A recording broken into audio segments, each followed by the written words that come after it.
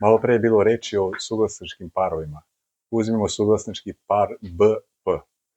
Mnogo žučna rasprava se vodi danas oko toga da li se kaže srpski ili srpski.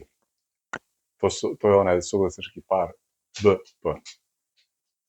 Za vreme Vukova su se izdavale novine, one su se glasile da se zove Serbske novine. Znači, bio je samoglasnik ubačen među suglasnikom S i R. I to je mnogo važno, jer taj samoglasnik E znači potvrdnost. Bez potvrdnosti života nema. Znači, sve odrednice, sve reči koje imaju najmanje dva suglasnika za redom, uvek se rade nekoj uskosti.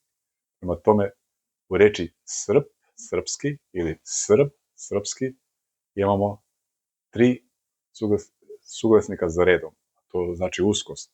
Kao dokaz može da se uzme reč Srp, i Srp je stvarno jedna uska forma božanska. I ona je povijena. Srp znači povijenost. A dok suprotno od Srp je prs. To je prsiti se, znači suriti se. Prsimo se kada smo važni, kada se pravimo važni, kada imamo nešto važno da kažemo. Prema tome, reći srpski uopšte nije dobro za naš jezik. Takođe i serbski ili srpski imamo isto uskost. Prema tome, ja sam kod gonetenja pisao, mi ne treba da kažemo srpski jezik govorimo, jer nema zašto da se povijamo, jer pogledajte, Srp je povijen i njima se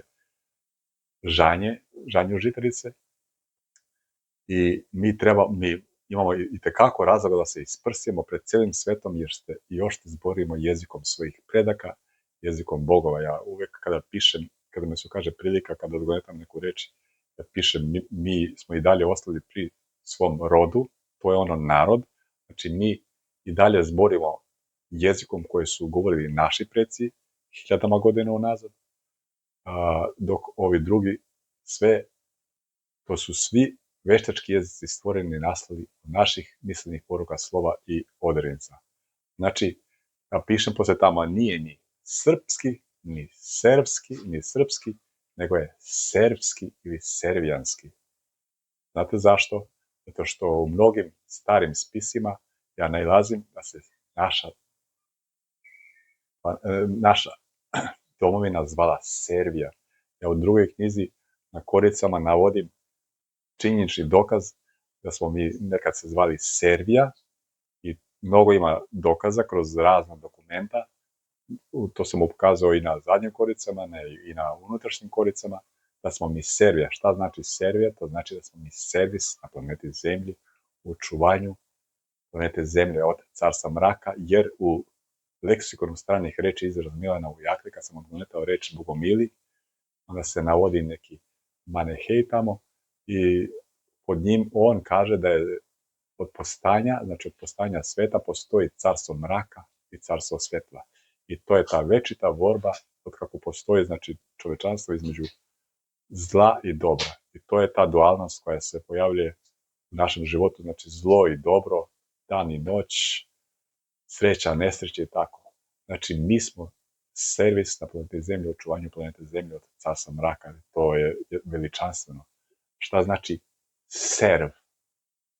Znači, slovo potvorno, napregni, sturi, pokreni, pripovedanje ili propovedanje.